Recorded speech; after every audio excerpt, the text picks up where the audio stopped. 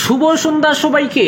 আজ 22 এপ্রিল মঙ্গলবার। আজকের সন্ধ্যার বিশেষ খবর হলো লক্ষ্মীপুরে বিজেপির সামনে দাঁড়াতেই পারছে না শতবর্ষ প্রাচীন দল কংগ্রেস। উদারবন্দে বিজেপির জেলা পরিষদ প্রার্থী নিয়ে অসন্তোষের চূড়া স্রোত দলের অভ্যন্তরে। নিজের জিপিতেই প্রশ্নবিদ্ধ রোহিত সিংহ। আদালতের মাধ্যমে প্রকাশ্যে ওয়াকফ আইনের সকল অসঙ্গতি সম্বন্ধে বিস্তারিত থাকবে প্রতিবেদনে। 2 মে হাইলাকান্দিতে সরকারি ছুটি। অভিযোগ খণ্ডন করে কংগ্রেসকে তুলোধনা শশীবাবু সিনহার। পর্যটকদের উপর জঙ্গি হামলা, আজ অন্তত 8 জন গুলিবিদ্ধ। এবং সর্বশেষ খবরটি হলো রামকৃষ্ণনগরে প্রতারক সেলিম উদ্দিন গ্রেফতার। এবারে শুনুন বিস্তারিত খবর। কাশ্মীরে পর্যটকদের উপর জঙ্গি হামলা। আজ কাশ্মীরের অনন্তনাগ জেলার পহেলগাঁওয়ে বৈশরণ উপত্যকায় ঘটনাটি ঘটে অন্তত 8 জন পর্যটক গুলিবিদ্ধ হওয়ার খবর পাওয়া গিয়েছে। তারা হলেন গুজরাটের বিনোবাট, মানিক পাতিল, রিনো পান্ডে, এছাড়া মহারাষ্ট্রের এস বালাচান্দ্রু, ডক্টর পরমেশ্বর, তামিলনাড়ুর সান্ট্রু, উড়িষ্যার সহসী কুমারী, কর্ণাটকের অভিভজন রাও। স্থানীয় সংবাদ মাধ্যম সূত্রে জানা গিয়েছে ওই এলাকায় পর্যটকদের ভিড়ে মিশেছিল জঙ্গিরা। পর্যটকদের লক্ষ্য করে এলোপাতাড়ি গুলি চালায় তারা। গুলিবিদ্ধ সমস্ত পর্যটকের চিকিৎসার ব্যবস্থা করা হয়েছে। দ্রুত এলাকা ঘিরে ফেলেছে নিরাপত্তা বাহিনী। গোটা এলাকা ঘিরে অভিযান শুরু হয়েছে। যে এলাকায় এই ঘটনাটি ঘটেছে সেটি পর্যটন কেন্দ্র। অমরনাথ যাত্রার আগে পর্যটকদের উপর হামলার ঘটনায় আতঙ্ক ছড়িয়েছে এলাকায়। অপরদিকে 2 মে হাইলাকান্দিতে সরকারি ছুটি। রাজ্য সরকার পঞ্চায়েত নির্বাচনের ভোট গ্রহণের দিন আগামী 2 মে হাইলাকান্দি জেলায় এনআই একটি ছুটি ঘোষণা করেছে। ফলে আগামী 2 মে তারিখে হাইলাকান্দি জেলার কেন্দ্রীয় সরকার ও রাজ্য সরকারের সব কার্যালয় সহ শিক্ষা প্রতিষ্ঠান, বাণিজ্যিক প্রতিষ্ঠান, ব্যাংক, চা বাগান ইত্যাদিতে ছুটি ঘোষণা করা হয়েছে বলে হাইলাকান্দি জেলা ম্যাজিস্ট্রেটের এক আদেশে জানানো হয়েছে। অপরদিকে পঞ্চায়েত নির্বাচন ঘিরে রাজনৈতিক উত্তাপ ক্রমেই বাড়ছে পাথারকান্দিতে। মনোনয়নপত্র প্রত্যাহারে কংগ্রেস প্রার্থীদের ভয় দেখানোর অভিযোগের তীব্র প্রতিবাদ জানিয়ে এবার পাল্টা আক্রমণে মুখর হলেন বিজেপির পাথারকান্দি মণ্ডল সভাপতি শশীবাবু সিনহা। দলীয় কার্যালয়ে এক সাংবাদিক সম্মেলনে শশীবাবু স্পষ্ট ভাষায় জানান, বিজেপি দিনে রাতে একই থাকে, তবে কিছু ব্যক্তি রয়েছেন যারা দিনে কংগ্রেস আর রাতে বিজেপি। এদের ভয়ভীতি প্রদর্শনের অভিযোগ সম্পূর্ণ মিথ্যা ও ভিত্তিহীন। তিনি দাবি করেন নির্বাচন কমিশনের নির্ধারিত সকল নিয়মাবলী অনুসরণ করেই মনোনয়ন প্রক্রিয়া সম্পন্ন হয়েছে এবং বিরোধীদের ভয় দেখিয়ে মনোনয়ন প্রত্যাহারের কোনো ঘটনাই ঘটেনি। তিনি কংগ্রেসের বিরুদ্ধে তীব্র আক্রমণ করে বলেন, দুর্নীতি আর কমিশন রাজের অভিযোগ করার নৈতিক অধিকার কংগ্রেসের নেই। 2014 সালের পর বিজেপি ক্ষমতায় আসার পর এই কমিশন রাজ নামক সংস্কৃতি দেশ থেকে বিদায় নিয়েছে। শশীবাবু আরো বলেন, রাজ্যের মুখ্যমন্ত্রী ডক্টর হিমন্ত বিশ্ব শর্মার বলিষ্ঠ নেতৃত্বে পাথারকান্দি সহ গোটা আসামে উন্নয়নের যে ধারা বয়ে যাচ্ছে তা অতীতে কোনো সরকারের আমলে দেখা যায়নি। সেই উন্নয়নেরই ফলস্বরূপ এবার পাথারকান্দি অঞ্চলে 2টি জেলা পরিষদ ও 12টি আঞ্চলিক পঞ্চায়েত আসনে বিজেপি বিনা প্রতিদ্বন্দ্বিতায় জয় পেয়েছে। সম্প্রতি কংগ্রেস নেতা প্রতাপ সিনহার সঙ্গে বিজেপি বিধায়ক কৃষ্ণেন্দু পালের একটি ভাইরাল ছবি নিয়ে মুখ খুলেন তিনি। বলেন, আজকের দিনে কংগ্রেস বলে আর কিছু নেই। যারা আছেন তারাও দিনে কংগ্রেসই আর রাতে শাসক দলে ঘোরাফেরা করেন। গুয়াহাটিতে তোদের যন্ত্রণায় শান্তি নেই। তাই জনগণকে আহ্বান জানাচ্ছি, এই ছদ্মবেশী কংগ্রেসীদের থেকে সতর্ক থাকুন। এছাড়াও পঞ্চায়েত নির্বাচনে বিজেপি কর্মীদের জন্য আলাদা করে রুলার প্রতীক বরাদ্দ করা হয়েছে। এই মিথ্যা প্রচার নিয়ে কড়া প্রতিক্রিয়া দেন শশীবাবু। বলেন, এই প্রচার সম্পূর্ণ ভিত্তিহীন। বিজেপির কোনো কর্মী বা প্রার্থীকে রুলার প্রতীক দেওয়া হয়নি। এই অপপ্রচারে বিভ্রান্ত না হয়ে শান্তিপূর্ণ নির্বাচনের স্বার্থে সবাইকে সংযম বজায় রাখার অনুরোধ জানাচ্ছি। এদিন সাংবাদিক সম্মেলনে উপস্থিত ছিলেন গৌতম সিনহা, নিখিল সোম সহ মণ্ডলের অন্যান্য পদাধিকারীগণ। পরবর্তী খবরটি হলো উদারবন্দে বিজেপির জেলা পরিষদ প্রার্থী নিয়ে অসন্তোষের চূড়া স্রোত দলের অভ্যন্তরে। নিজের জীবিতেই প্রশ্নবিদ্ধ রোহিত সিংহ। পঞ্চায়েত নির্বাচন উপলক্ষে উদারবন্দের রাজনৈতিক ময়দানে এতদিন তেমন কোনো চাঞ্চল্য দেখা না দিলেও শেষ পর্যন্ত জেলা পরিষদ আসনে বিজেপি প্রার্থী রোহিত সিংহকে নিয়ে বিপাকে পড়েছে দল। কারণ রোহিতের শিক্ষাগত যোগ্যতা এবং সার্বিক গ্রহণযোগ্যতা নিয়ে প্রশ্ন চিহ্ন থাকলেও বিধায়ক মিহির কান্তি সোমের বিশেষ পক্ষপাতিত্বে রোহিত টিকিট আদায় করে নেওয়ায় গেরুয়া দলের অভ্যন্তরে তীব্র অসন্তোষ বিরাজ করছে। বলা হচ্ছে, জেলা পরিষদ আসনে বহু যোগ্য প্রার্থী থাকা সত্ত্বেও রোহিতকে টিকিট দেওয়া উচিত হয়নি। এদিকে নিজের লারসিং জিপিতেই জনতার রোষের মুখে পড়লেন রোহিত সিংহ। তিনি লারসিং চা বাগানে জনতার সামনে ভোট চাইতে গেলে জনতা এখানকার রাস্তাঘাট, পানীয় জল সহ নানা বিষয়ের সমস্যার কথা তুলে ধরে জবাব চান, কেন বিজেপি আমলে এরকম হচ্ছে। একটি ভাইরাল ভিডিওতে দেখা যাচ্ছে যে শতাধিক জনতা রোহিতকে ঘিরে ধরে চিৎকার করছেন এবং রোহিত কার্যত হতভম্ব হয়ে মানুষকে কিছু বোঝানোর চেষ্টা করছেন। এ নিয়ে লারসিং চা বাগানের কয়েকজনের সঙ্গে সোমবার যোগাযোগ করা হলে তারা বিধায়ক মিহির কান্তি সোমকে কাঠগোড়ায় দাঁড় করিয়ে বলেন, বিজেপি বিধায়কের আমলে লারসিংহে কাজের কাজ কিছুই হয়নি, যদিও বিধায়ক নমিনি হিসেবে রোহিত সিংহকে রেখেছে। আর জেলা পরিষদ আসনে দলের অন্যান্যদের মতামতকে পাত্তা না দিয়ে মিহিরবাবু যেভাবে রোহিতকে জনতার উপর চাপিয়ে দিয়েছেন, সেটাও মেনে নিতে পারছেন না লারসিংহের অনেক বিজেপি কর্মী। তারা সাফ জানান, রোহিত আপাতমস্তক একজন রহস্যময় ব্যক্তি। তার শিক্ষাগত যোগ্যতা যেমন রহস্যাবৃত্ত, তেমনি রহস্যেরা তার বিজেপিতে গুরুত্বপূর্ণ হয়ে ওঠা। পাশাপাশি তারা বলেন, রোহিত বিডিবি কর্মী, স্কুল পরিচালন সমিতির সভাপতি, বিজেপি বুথ কমিটির সভাপতি হয়ে ফের জেলা পরিষদ সদস্য হিসেবে টিকিট আদায় করার মধ্যে গভীর রহস্য লুকিয়ে থাকতে পারে। তারা রোহিতের পাশাপাশি রোহিতের বোন ইন্দিরা সিংহের দৌরাত্ম্য নিয়েও ক্ষোভ ব্যক্ত করেন। বলা হয়, ভাই বোন মিলে স্থানীয় যোগ্য প্রার্থীদের মেম্বার পদে প্রতিদ্বন্দ্বিতা করতে দিচ্ছেন না, নমিনেশন তুলে নিতে চাপ সৃষ্টি করছেন। পাশাপাশি স্থানীয় মানুষ এমন প্রশ্ন তুলেছেন, রোহিত এবং তার বোন ইন্দিরা প্রাক্তন মন্ত্রী অজিত সিংহের খাস মানুষ এবং কংগ্রেস আমলে কংগ্রেসের হয়ে কাজ করেছেন। ইন্দিরা এবং রোহিত সিংহ বিগত সময়ে পঞ্চায়েত নির্বাচনে বিজেপির বিরুদ্ধে প্রতিদ্বন্দ্বিতা করেছেন। সুতরাং তারা বিজেপির কতটা প্রকৃত বন্ধু হয়ে থাকবেন সেটা নিয়ে প্রশ্ন উঠছে। সব মিলিয়ে রোহিত সিংহ যে এই মুহূর্তে উদারবন মণ্ডল বিজেপির গলায় কাটাতে পরিণত, সেটার একটি আভাস পাওয়া যাচ্ছে। এই পরিস্থিতিতে কংগ্রেস কতটা ফায়দা লুটতে পারবে সেটা একটা বড় জিজ্ঞাসা এই মুহূর্তে। পরবর্তী খবরটি হলো, লক্ষ্মীপুরে বিজেপির সামনে দাঁড়াতেই পারছে না শতবর্ষ প্রাচীন দল কংগ্রেস। বিধানসভা ডেলিমিটেশন এবং গ্রাম পঞ্চায়েত এলাকা ডেলিমিটেশনের পর এবার পঞ্চায়েত নির্বাচন হচ্ছে। রাজনৈতিক উত্থান পতনে এবার দুটি রাজনৈতিক দল ভারতীয় জনতা পার্টি এবং ভারতীয় জাতীয় কংগ্রেসের নেতৃত্বের অনেক পরিবর্তন হয়েছে। বিশেষ করে কাছাড় জেলার লক্ষ্মীপুর বিধানসভা কেন্দ্রে একসময় কংগ্রেসের দুর্গ ছিল, সেই দুর্গ এখন বিজেপির দখলে। নেতৃত্বে রয়েছেন লক্ষ্মীপুরের প্রথমবারের বিজেপি বিধায়ক তথা রাজ্যের হেভিওয়েট মন্ত্রী কৌশিক রায়। কংগ্রেসের দুর্গ লক্ষ্মীপুর এখন বিজেপি নেতা কৌশিক রায়ের হাতের মুঠোয়। শতবর্ষ প্রাচীন দল কংগ্রেসের কোনো অস্তিত্বই নেই লক্ষ্মীপুরে। একাংশ ভোটার থাকলেও নেতৃত্ব একেবারে শূন্যের কোটায়। লক্ষ্মীপুরে কংগ্রেস নেতা বলতে দূরবীন দিয়েও খুঁজে পাওয়া যায় না। লক্ষ্মীপুর থেকে প্রথমবার বিধায়ক নির্বাচিত হয়ে কৌশিক রায় উন্নয়নের ক্ষেত্রে উল্লেখযোগ্য ভূমিকা পালন করে যাচ্ছেন। লক্ষ্মীপুরের উন্নয়নে নজিরবিহীন দৃশ্য দেখে কৌশিক রায়ের জনপ্রিয়তা এখন একেবারে শীর্ষে উঠেছে। বিরোধী পক্ষের কাছে কৌশিকের সমালোচনা করার মতো কোনো ইস্যুই নেই। কৌশিকের নেতৃত্বে লক্ষ্মীপুরের উন্নয়নের যে প্রভাব বিস্তার হয়েছে, তাতে সাধারণ মানুষ পর্যন্ত কৌশিকের গুণমুগ্ধ হয়ে গেছেন। প্রধান বিরোধী কংগ্রেস লক্ষ্মীপুরে দলীয় প্রার্থী দিয়ে তাদের আটকাতে পারেনি। দলীয় মনোনয়নে প্রার্থী প্রত্যাশী হয়েও কংগ্রেসের দুইজন জেলা পরিষদ প্রার্থী নির্বাচনের আগে মাঠ ছেড়ে পালিয়েছেন। শুধু জেলা পরিষদ প্রার্থী নয়, কংগ্রেসের অনেক আঞ্চলিক পঞ্চায়েত সদস্য পদের প্রার্থীও মাঠ ছেড়ে নির্বাচন থেকে সরে দাঁড়িয়েছেন। বরতল হরিনগর জেলা পরিষদ আসনের কংগ্রেস প্রার্থী রঞ্জুরানী পাল এবং দিলখুশ লক্ষ্মীনগর জেলা পরিষদ আসনের কংগ্রেস প্রার্থী রুজলিন মার মনোনয়ন প্রত্যাহার করায় বিনা প্রতিদ্বন্দ্বিতায় বিজয়ী হয়েছেন যথাক্রমে বিজেপি প্রার্থী বিজয়িতা মাহাতো ও সীমা দেব।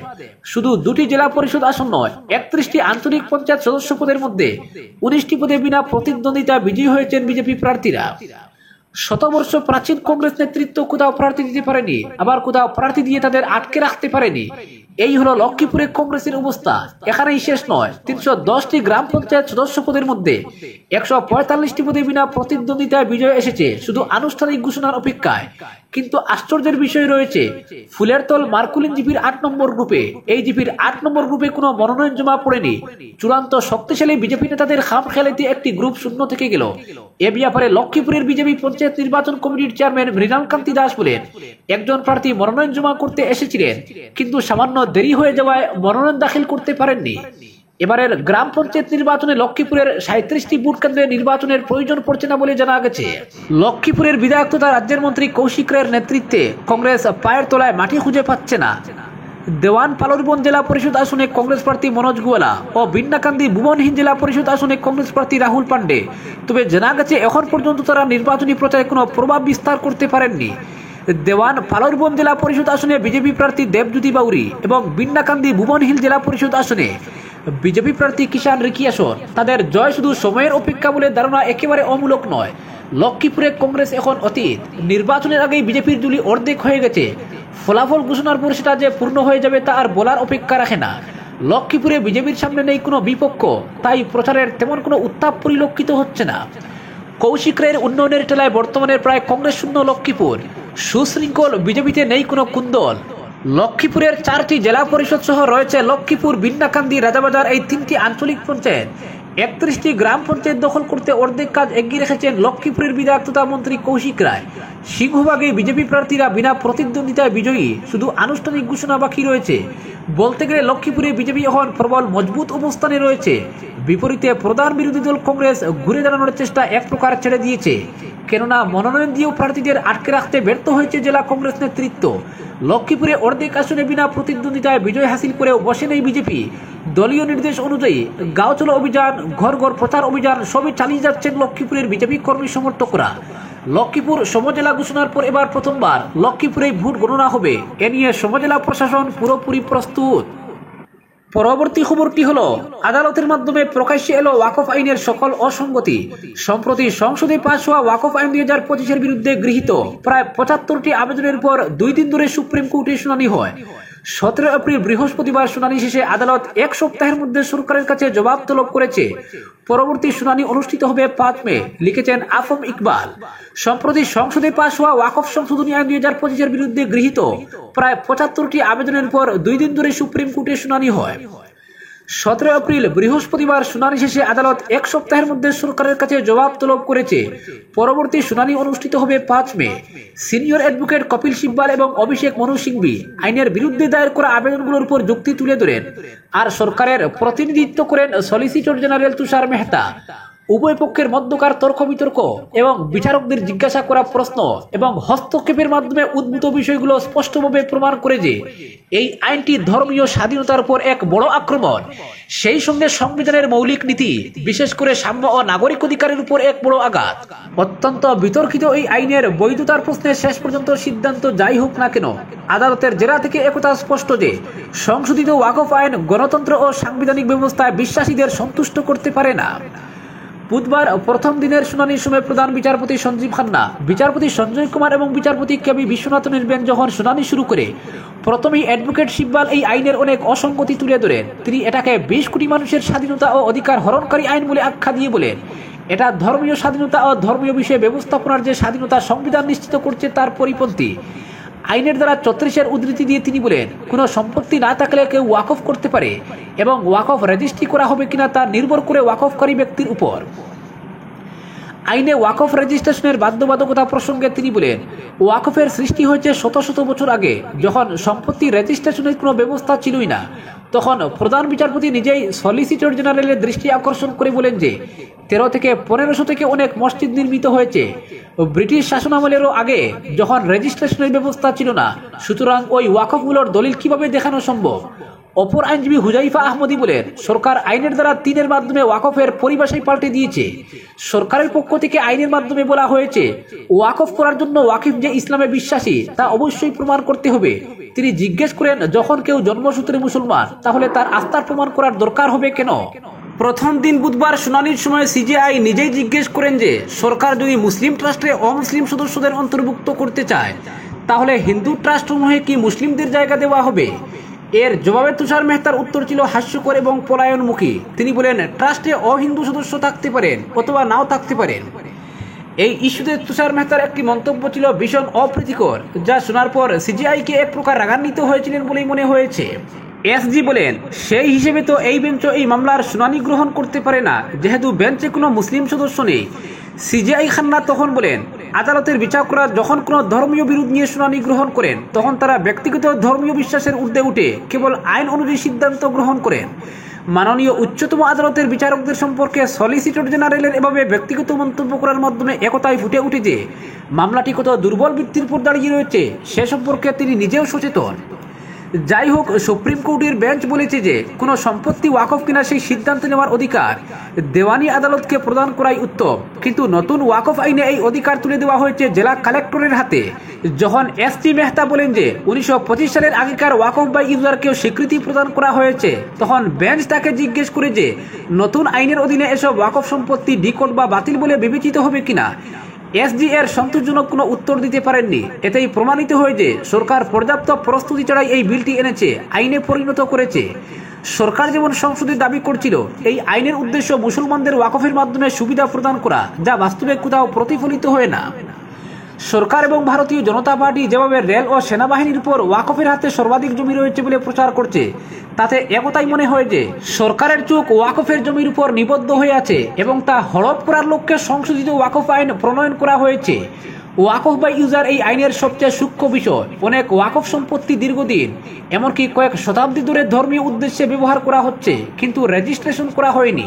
নতুন আইনের মাধ্যমে সরকার তা সহজেই নিয়ে নিতে পারে।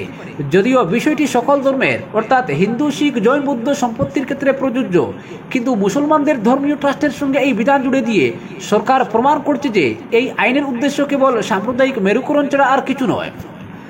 ওয়াকফ আইন 2025-এর পরবর্তী শুনানির তারিখ ধার্য করতে গিয়ে দেশের প্রধান বিচারপতি নির্দেশ দিয়েছেন যে এই মামলার শুনানি শেষ না হওয়া পর্যন্ত কেন্দ্রীয় ওয়াকফ কাউন্সিল এবং রাজ্যিক বোর্ডগুলোতে কোনো প্রকার নিয়োগ করা যাবে না।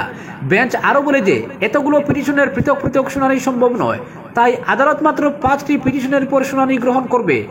অবশিষ্ট পিটিশন ডিসপোজড অফ বলে ধরে নেওয়া হবে।